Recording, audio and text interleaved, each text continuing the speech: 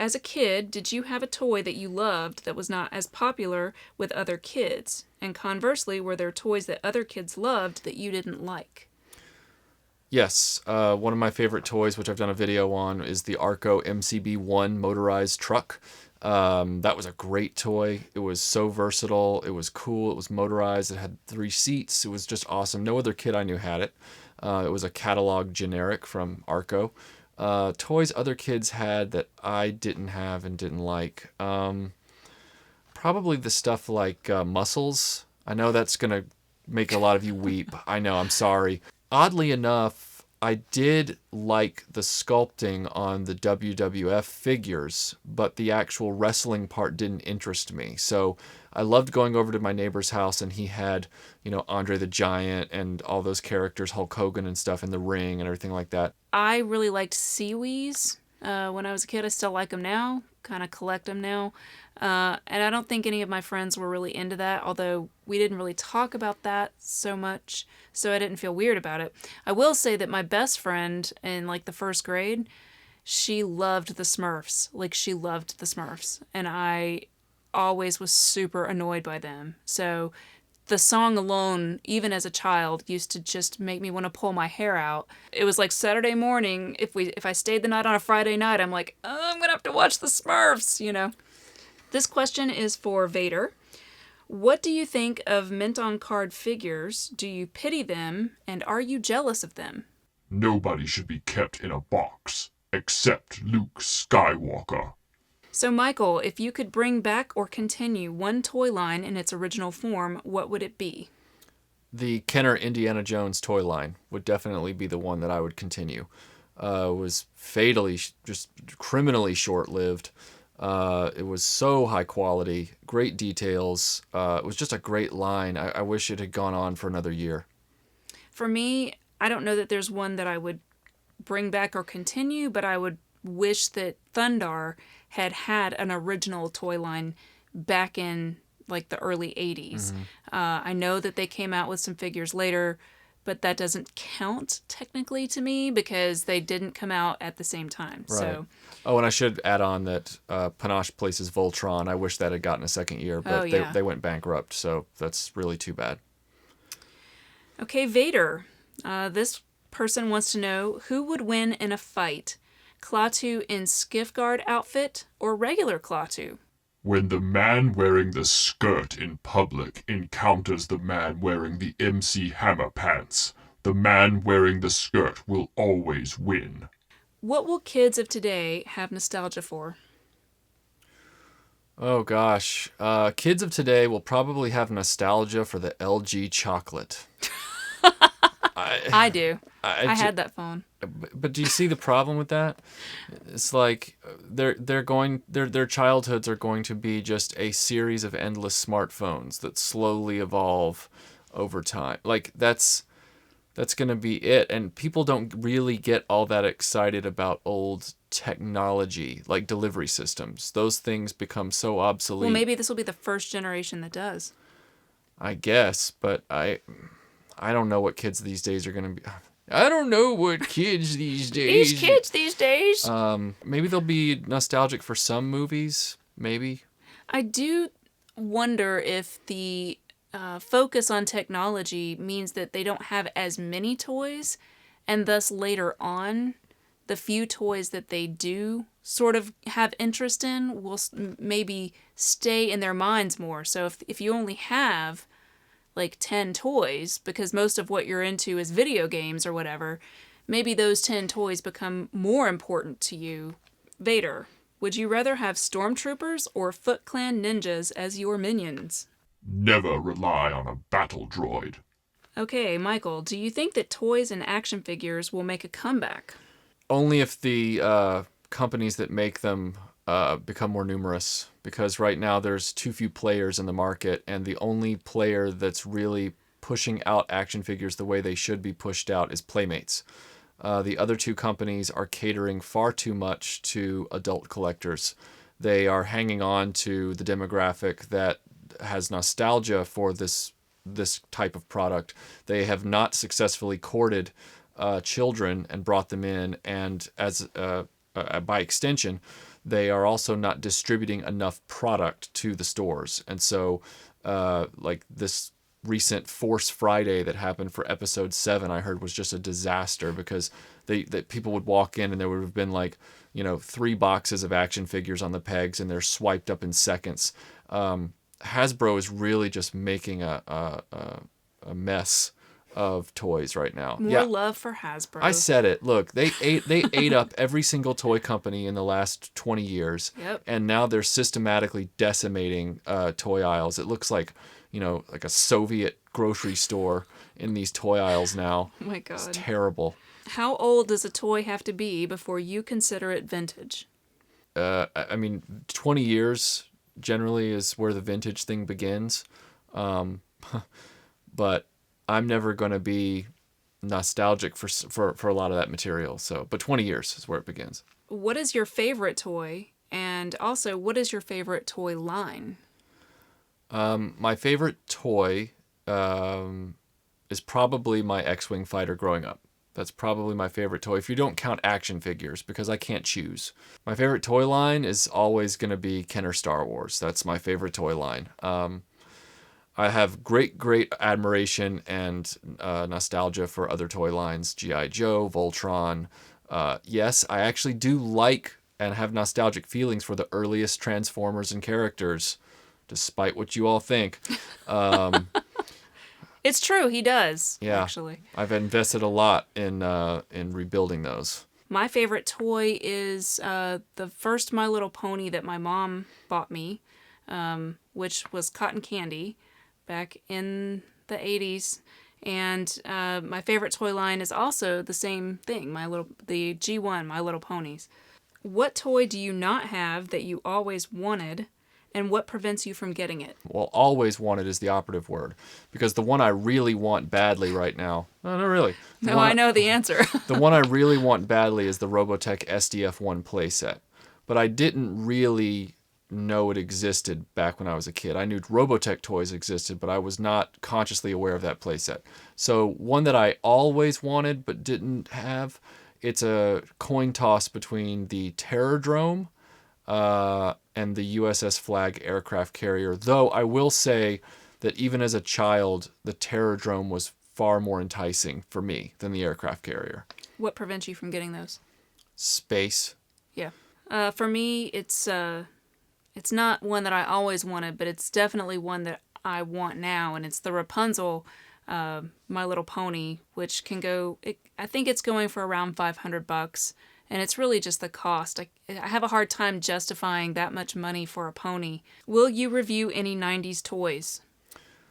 Yeah, actually, we are working on the follow-up. It's not really a sequel because the original video wasn't a part 1, but we are working on a follow-up to our Star Trek video, and it's going to be about the next generation toys. And it's going to start with the Galoob line in the late 80s, and then it's going to move on to the 90s Playmates Star Trek toys. So that will be one. And then we're also working on a Batman the Animated Series feature video, and that will include, by default, 90s Kenner toys. Vader, does it make you feel better knowing there's a legless Obi-Wan Kenobi out there? As a kid, Michael, did you ever mix up your toys like Andy from Toy Story, or did you limit yourself to one toy line at a time, like while you were playing with them?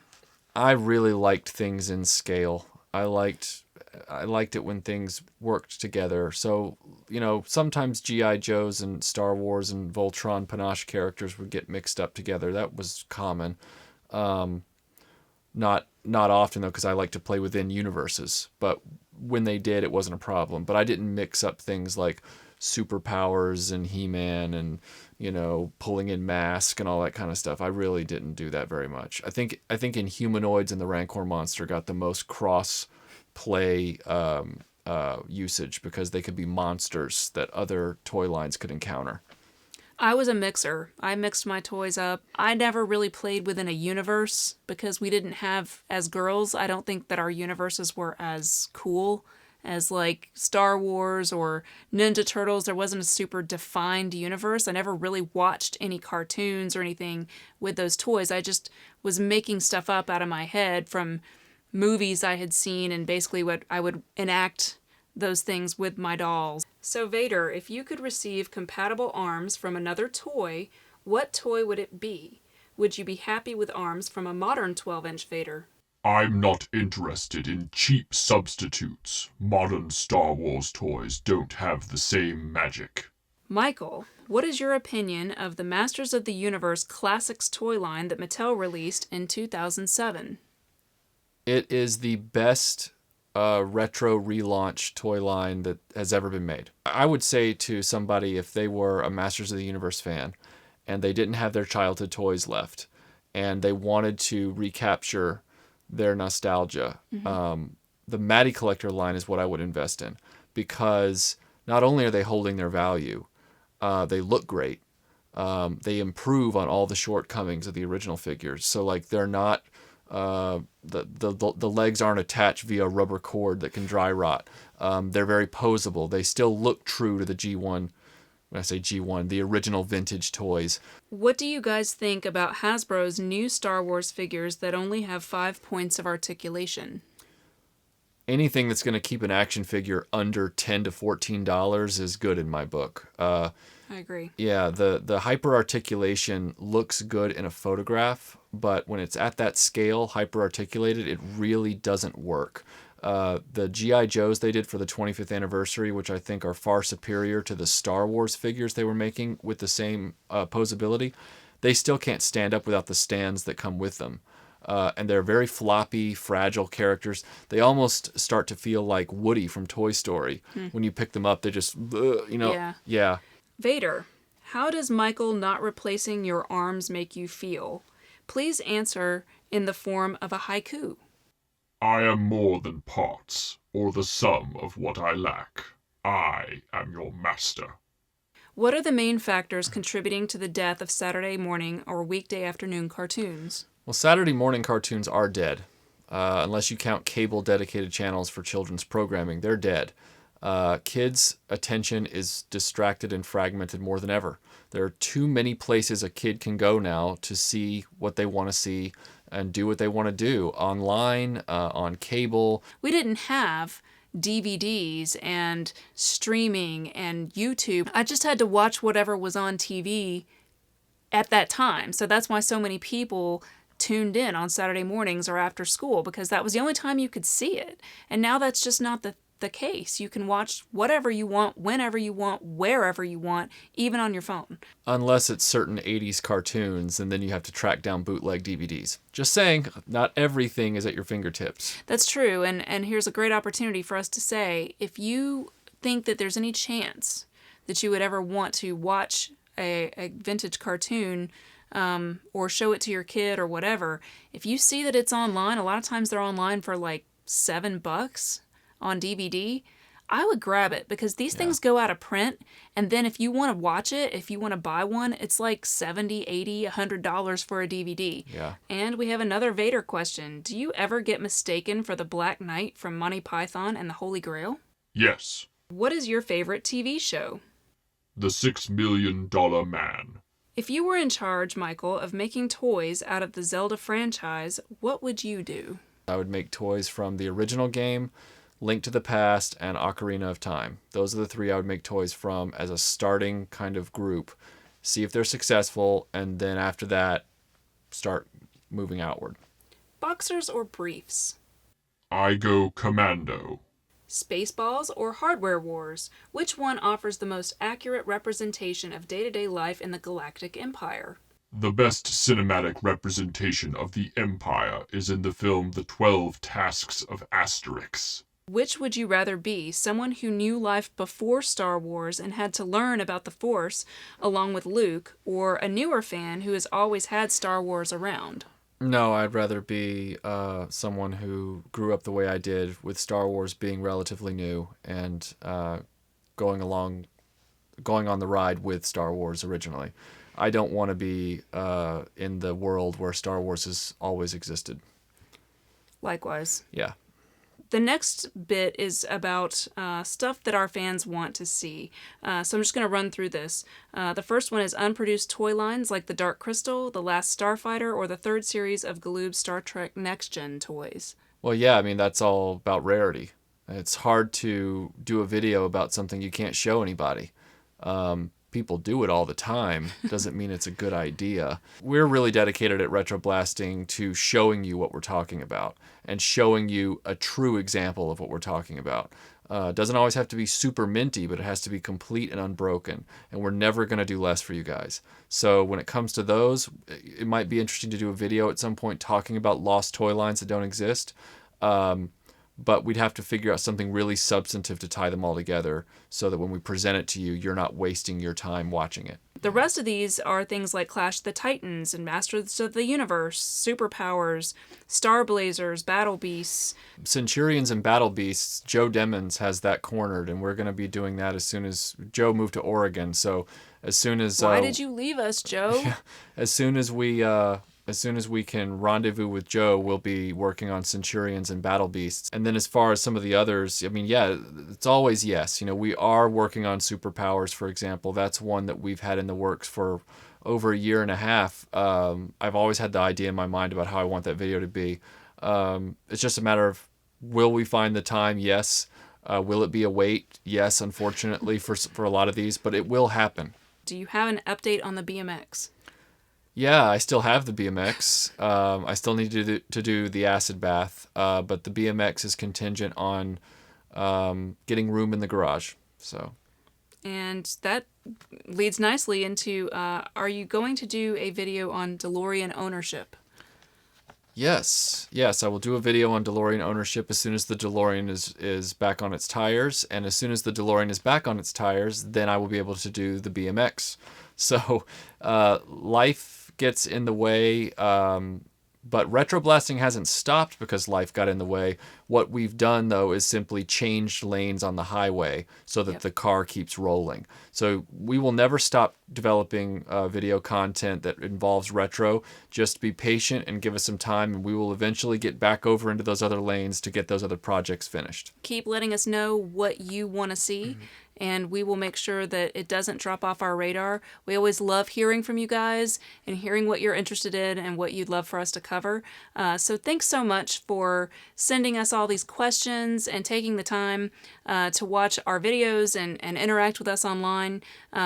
Drop us a line or just visit us on our Facebook page, and we'd love to hear from you. So thanks for watching. Yeah, thanks so much, guys.